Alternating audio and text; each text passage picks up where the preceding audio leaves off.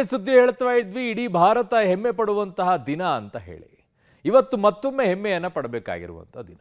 ಯಾಕೆ ಅಂತಾರೆ ಎಲ್ಲರಿಗೂ ಕೂಡ ಒಂದು ಪ್ರಶ್ನೆ ಇರುತ್ತೆ. ಅಲ್ಲ ರೀ, ರಾಕೆಟಲ್ಲಿ ಹತ್ಕೊಂಡು ಮೇಲೆ ಹೋದ್ರಲ್ರಿ, ಅಲ್ಲೊಂದು ಬಸ್ ಸ್ಟಾಪ್ ಇದೆ, ಅದು ಅಂತರಿಕ್ಷ ಬಸ್ ಸ್ಟಾಪು. ಆ ಬಸ್ ಸ್ಟಾಪಲ್ಲಿ ಇಳಿದಿದ್ದಾರೆ, ಏನು ಮಾಡ್ತಾ ಇರ್ತಾರೆ ಅವರು ಅನ್ನುವಂಥ ಪ್ರಶ್ನೆ ನಿಮಗೆಲ್ಲ ಇರುತ್ತೆ. ಅದು ಬಸ್ ಸ್ಟಾಪೇ ಅದು. ಯಾಕೆಂದರೆ ಇಲ್ಲಿಂದ ಹೋಗಿರುವಂಥದ್ದು ಅಲ್ಲಿ space station, international space station ಅದು. ಆ ಸ್ಟೇಷನಲ್ಲಿ ಇಳಿತಾರೆ, 14 ದಿನ ಇರ್ತಾರಂತೆ. ಏನು ಮಾಡ್ತಾರೆ ಅವರು? ಈ ಕುತೂಹಲ ನಿಮ್ಮಲ್ಲಿರುತ್ತೆ. ಅಲ್ಲಿ ಹೋಗಿ ಅವರೊಂದು ವಿಡಿಯೋ ಕಳಿಸಿದ್ದಾರೆ. ಈಗೆಲ್ಲ ಟ್ರೆಂಡ್ ಅದು ವಿಡಿಯೋ ಕಳಿಸೋದು ಎಲ್ಲಿ ಹೋದ್ರು ಕೂಡ. ಸೊ ಬಾಹ್ಯಾಕಾಶ ಕ್ಷೇತ್ರದಲ್ಲಿ ಭಾರತದ ಐತಿಹಾಸಿಕ ಹೆಜ್ಜೆ. ಅಕ್ಷಯಂ 4 ISS ಡಾಕಿಂಗ್ ಪ್ರಕ್ರಿಯೆ ಪೂರ್ಣಗೊಂಡಿದೆ. ಇಂಟರ್ನ್ಯಾಷನಲ್ ಸ್ಪೇಸ್ ಸ್ಟೇಷನ್ ಅದು. ಅಂತಾರಾಷ್ಟ್ರೀಯ ಬಾಹ್ಯಾಕಾಶ ಕೇಂದ್ರ ತಲುಪಿದೆ ಫಾಲ್ಕನ್ 9 ನೌಕೆ. ಇಂಟರ್ನ್ಯಾಷನಲ್ ಸ್ಪೇಸ್ ಸ್ಟೇಷನ್ಗೆ ಹೆಜ್ಜೆ ಇಟ್ಟಿದ್ದಾರೆ ಭಾರತೀಯ ಶುಭಾಂಶು ಶುಕ್ಲಾ. ಮುಂದಿನ 14 ದಿನ ಅಂತರಿಕ್ಷದಲ್ಲೇ ಈ ಗಗನಯಾತ್ರಿಗಳು ಇರ್ತಾರೆ. ಇತಿಹಾಸವನ್ನು ಸೃಷ್ಟಿಸಿರೋದು ಭಾರತೀಯ ಗಗನಯಾತ್ರಿ ಶುಕ್ಲಾ ಅವರು. ಬಾಹ್ಯಾಕಾಶ ಕೇಂದ್ರವನ್ನ ಶುಕ್ಲಾ ಅವರು ತಲುಪಿದ್ದಾರೆ. ಕುಟುಂಬದಲ್ಲಿ ಸಂಭ್ರಮ ಮನೆ ಮಾಡಿದೆ. ಅಷ್ಟೇ ಯಾಕೆ, ಇಡೀ ದೇಶ ಸಂಭ್ರಮಿಸಬೇಕು. ಮೊಬೈಲ್ ಟಾರ್ಚ್ ಆನ್ ಮಾಡಿ ತ್ರಿವರ್ಣ ಧ್ವಜವನ್ನ ಹಿಡಿದು ಸಂಭ್ರಮಿಸಿದ್ದಾರೆ. ಹೇಗಿದೆ ಆ ಕ್ಷಣಗಳು ಅನ್ನುವಂಥದ್ದನ್ನು ಕೂಡ ನಿಮಗೆ ತೋರಿಸಬೇಕು. ಜೊತೆಗೆ ವಿವರವಾಗಿ ವಿಡಿಯೋವನ್ನು ಕೂಡ ತೋರಿಸಬೇಕು. ಅವರಲ್ಲಿ ಮುಟ್ಟಿದ ನಂತರ ಹೇಗೆ, ಯಾವ ರೀತಿಯಾದಂತಹ ಪ್ರಕ್ರಿಯೆಗಳು ನಡೆಯುತ್ತೆ, ಅಲ್ಲಿ ಏನು ಮಾಡ್ತಾರೆ ಅವರು, ಆ ದೃಶ್ಯವನ್ನು ನಿಮಗೆ ತೋರಿಸ್ತಾ ಇದ್ದೀವಿ. ಡಾಕಿಂಗ್ ಸಿಸ್ಟಮ್ ತುಂಬ ಈಸಿಯಾಗಿ ನಿಮಗೆ ಹೇಳೋದಾದರೆ, ರೈಲ್ನಲ್ಲಿ ಪ್ರಯಾಣ ಮಾಡುವಂಥವ್ರಿದ್ರೆ ನಿಮ್ಗೆ ಗೊತ್ತಾಗುತ್ತೆ ಒಂದು ಬೋಗಿಯನ್ನು ಇನ್ನೊಂದು ಬೋಗಿಗೆ ಹೇಗೆ ಜಾಯಿಂಟ್ ಮಾಡ್ತಾರೆ ಅಂತ ಹೇಳಿ. ಜೋರಾಗಿ ಬಂದು ಬೋಗಿಯನ್ನು ಜಾಯಿಂಟ್ ಮಾಡೋಕ್ಕೆ ಹೋದರೆ ಢಮಾರ ಅಂತೇಳಿ ಆ ಬೋಗಿನೂ ಬೀಳುತ್ತೆ, ಈ ಬೋಗಿನೂ ಬೀಳುತ್ತೆ. ಎರಡೂ ಕೂಡ ಸ್ಲೋ ಆಗಿ, ಒಂದು ನಿಂತ್ಕೊಂಡಿರುತ್ತೆ, ಒಂದು ಸ್ಲೋ ಆಗಿ ಬಂದು ಅದಕ್ಕೆ ಜಾಯಿಂಟ್ ಮಾಡಬೇಕಾಗತ್ತೆ. ಹಾಗೆ ಇಂಟರ್ನ್ಯಾಷನಲ್ ಸ್ಪೇಸ್ ಸ್ಟೇಷನ್ ಏನಿದೆ ಅದು ಕೂಡ ಮೂವ್ ಆಗ್ತಾ ಇರುತ್ತೆ. ಅದರ ಜೊತೆಗೆ ಅದರದ್ದು ಸ್ಪೀಡಲ್ಲೇ ಬಂದು ಇದು ಕೂಡ ಅದಕ್ಕೆ ಜಾಯಿಂಟ್ ಆಗಬೇಕು. ಇದು ನಡೆಯುವಂಥದ್ದು ಡಾಕಿಂಗ್ ಸಿಸ್ಟಮ್. ಅದು ಅನ್ಡಾಕಿಂಗ್ ಅಂತ ಅಂದಾಗ ಅವ್ರು ಇಳಿಯುವಂಥ ಸಂದರ್ಭದಲ್ಲಿ ಇದೆರಡು ಕೂಡ ಬಿಡಿಸಿ ತದನಂತರ ಬರಬೇಕಾಗುತ್ತೆ. ಅದು ಪ್ರಕ್ರಿಯೆಗಳು ಭಾಳ ಇಂಪಾರ್ಟೆಂಟ್ ಇರುತ್ತೆ. ಆ ಪ್ರಕ್ರಿಯೆಯಲ್ಲಿ ಯಶಸ್ವಿಯನ್ನು ಇವತ್ತು ಸಾಧಿಸಿದ್ದಾರೆ. ಕುಟುಂಬದಲ್ಲೂ ಕೂಡ ಸಂತಸ ಮನೆ ಮಾಡಿದೆ. ಅರ್ಧ ಗಂಟೆ ಮೊದಲೇ ಡಾಕಿಂಗ್ ಯಶಸ್ವಿಯಾಗಿರೋದು 4:30 ಅಂತ ಹೇಳ್ತಾ ಇದ್ರು. ಸೊ 4 ಗಂಟೆಗೇನೆ ಡಾಕಿಂಗ್ ಸಿಸ್ಟಮ್ ಆಗಿ ಹೋಗಿದೆ.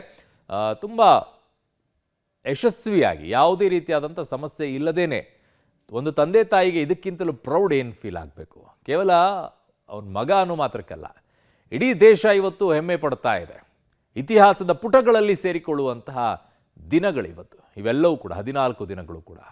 ಹಾಗಾಗಿ ಆ ಮೂಮೆಂಟ್ ಇದೆಯಲ್ಲ, ಅದು ಎಲ್ಲ ತಂದೆ ತಾಯಿಗಳಿಗೂ ಕೂಡ ಹೆಮ್ಮೆ ಪಡಬೇಕಾಗಿರೋದು. ಜೊತೆಗೆ ಇಡೀ ದೇಶ ಇವತ್ತು ಹೆಮ್ಮೆ ಪಡ್ತಾ ಇದೆ. ಆ ಸಂತಸ ಅವರ ಮನೆಯಲ್ಲಿ ಮನೆ ಮಾಡಿದೆ. ಎಷ್ಟು ಖುಷಿ ಆಗ್ತಾ ಇರಬೇಕು ಆ ತಂದೆ ತಾಯಿಗಳಿಗೆ. ಪ್ರೌಡ್ ಫೀಲ್ ಆಗುತ್ತೆ. ಇಲ್ಲೂ ಇದ್ದಾರೆ ನಮ್ಮಲ್ಲಿ, ಮಚ್ಚಿಡ್ಕೊಂಡು ಹೋಗೋರು, ಇನ್ನೊಬ್ಬರು ಕೊಚ್ಚೋರು, ಅಲ್ಲಿ ಇಲ್ಲಿ ಓಡಾಡೋರು, ಇನ್ನೊಬ್ಬರಿಗೆ ಆವಾಜ್ ಹಾಕ್ಕೊಂಡು ಓಡಾಡೋರು. ಅವರನ್ನು ನೋಡಿ ಅವ್ರ ಜೊತೆ ಕಂಪೇರ್ ಮಾಡಬಾರ್ದು. ಆದರೆ ಯಾಕೆ ಹೇಳ್ತಾ ಇದ್ದೀನಿ ಅಂದರೆ, ಅಲ್ಲಿರುವಂಥ ತಂದೆ ತಾಯಿಗಳು ಏನು ಹೇಳೋದಿಲ್ಲ, ಆದರೆ ಈ ತಂದೆ ತಾಯಿಗಳು ನೋಡಿ ಹೇಗೆ, ಎಷ್ಟು ಪ್ರೌಡ್ ಆಗುತ್ತೆ. ಮಗ ಇವತ್ತು ಯಶಸ್ವಿಯಾಗಿ ಅಲ್ಲಿ ಹೋಗಿದ್ದಾರೆ ಅಂತಂದಾಗ ಇವತ್ತು ಎಲ್ಲ ಕ್ಯಾಮ್ರಾಗಳು ಕೂಡ ಕೇಂದ್ರೀಕೃತವಾಗ್ತಾ ಇರೋದು ಆ ತಂದೆ ತಾಯಿಗಳಿಗೆ. ಇದಕ್ಕಿಂತಲೂ ದೊಡ್ಡ ಹೆಮ್ಮೆ ಬೇಕೇನ್ರಿ ತಂದೆ ತಾಯಿಗಳಿಗೆ? ಮಕ್ಕಳು ಕೊಡಬೇಕಾಗಿರುವಂಥ ಕೊಡುಗೆ ಇದಕ್ಕಿಂತಲೂ ಬೇಕಾ? ಇದಕ್ಕಿಂತಲೂ ದೊಡ್ಡ ಗೌರವ ಕೊಡಬೇಕಾ? ಎಷ್ಟು ಹೆಮ್ಮೆ ಅನಿಸುತ್ತೆ ಆ ಮನಸ್ಸಿಗೆ. ಹೇಗೆ ಅನಿಸ್ತಾ ಇರುತ್ತೆ ಆ ತಂದೆ ತಾಯಿಗಳಿಗೆ. ಇದನ್ನು ಮಕ್ಕಳು ಮಾಡಬೇಕಾಗಿರೋದು, ಇನ್ನೇನೇನೋ ಮಾಡೋದಲ್ಲ. ಇದು ಇವತ್ತು ಹೆಮ್ಮೆ ಪಡಬೇಕಾಗಿರುವಂಥ ದಿನ. ಇಡೀ ದೇಶ ಇವತ್ತು ಹೆಮ್ಮೆ ಪಡಬೇಕಾಗಿರುವಂಥ ಕ್ಷಣ ಇವತ್ತು. ಸೊ ಇದ್ರ ಬಗ್ಗೆ ಡೀಟೇಲ್ ಆಗಿ ನಿಮಗೆ ಒಂದು ವರದಿಯನ್ನು ರೆಡಿ ಮಾಡ್ಕೊಂಡಿದ್ದೀವಿ. ಏನಾಯಿತು, ಅವರು ಡಾಕಿಂಗ್ ಆದ ನಂತರ ಒಂದಿಷ್ಟು ವಿಡಿಯೋವನ್ನು ಮಾಡಿ ಕಳಿಸಿದ್ದಾರೆ. ತುಂಬ ಚೆನ್ನಾಗಿದೆ, ಅದು ನೋಡ್ಕೊಂಡು ಬನ್ನಿ ಆ ರಿಪೋರ್ಟ್ನಲ್ಲಿ. ಬಾಹ್ಯಾಕಾಶದಲ್ಲಿ ಭಾರತೀಯನ ಅಪ್ರತಿಮ ಸಾಧನೆ. ಅಂತಾರಾಷ್ಟ್ರೀಯ ಬಾಹ್ಯಾಕಾಶ ಕೇಂದ್ರ ತಲುಪಿದ ಡ್ರ್ಯಾಗನ್ ನೌಕೆ. ಡಾಕಿಂಗ್ ಪ್ರಕ್ರಿಯೆ ಅಂತ್ಯ. 4 ಗಗನಯಾತ್ರಿಗಳಿಗೆ ಸ್ವಾಗತ. ಆಕ್ಸಿಯಂ 4 ಬಾಹ್ಯಾಕಾಶ ಯೋಜನೆಯ ಭಾಗವಾಗಿ ಸ್ಪೇಸ್ ಎಕ್ಸ್ನ ಫಾಲ್ಕನ್ 9 ರಾಕೆಟ್ ಮೂಲಕ 4 ಗಗನಯಾತ್ರಿಗಳನ್ನು ಹೊತ್ತೊಯ್ದಿದೆ. ಭಾರತೀಯ ವಾಯುಸೇನೆಯ ಗ್ರೂಪ್ ಕ್ಯಾಪ್ಟನ್ ಶುಭಾಂಶು ಶುಕ್ಲಾ ನೇತೃತ್ವದಲ್ಲಿ ನಭಕ್ಕೆ ಚಿಮ್ಮಿದ ಗಗನಯಾತ್ರಿಗಳ ತಂಡ ಯಶಸ್ವಿಯಾಗಿ ISS ಅಂದರೆ ಅಂತಾರಾಷ್ಟ್ರೀಯ ಬಾಹ್ಯಾಕಾಶ ನಿಲ್ದಾಣವನ್ನು ತಲುಪಿದೆ. ಇವತ್ತು ಸಂಜೆ 4:30 ವೇಳೆಗೆ ಡಾಕಿಂಗ್ ಪ್ರಕ್ರಿಯೆ ಯಶಸ್ವಿಯಾಗಿ ನೆರವೇರಿತು. ಡಾಕಿಂಗ್ ಪ್ರಕ್ರಿಯೆ ಯಶಸ್ವಿಯಾದ ಬೆನ್ನಲ್ಲೇ ಆಕ್ಸಿಯಂ 4 ತಂಡವನ್ನು ಅಂತಾರಾಷ್ಟ್ರೀಯ ಬಾಹ್ಯಾಕಾಶ ಕೇಂದ್ರದಲ್ಲಿ ಈಗಾಗಲೇ ಇರುವ ಎಕ್ಸ್ಪಿಡಿಷನ್ 73 ತಂಡ ಸ್ವಾಗತಿಸಿತು.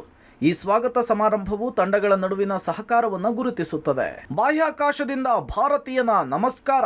ಡ್ರ್ಯಾಗನ್ ಬಾಹ್ಯಾಕಾಶ ನೌಕೆಯಲ್ಲಿ ಕೂತು ಮಾತು. ಇದೊಂದು ರೋಮಾಂಚನಕಾರಿ ಅನುಭವ. ಅಂತರಿಕ್ಷದಿಂದಲೇ ಶುಭಾಂಶು ಶುಕ್ಲಾ ಸಂದೇಶ.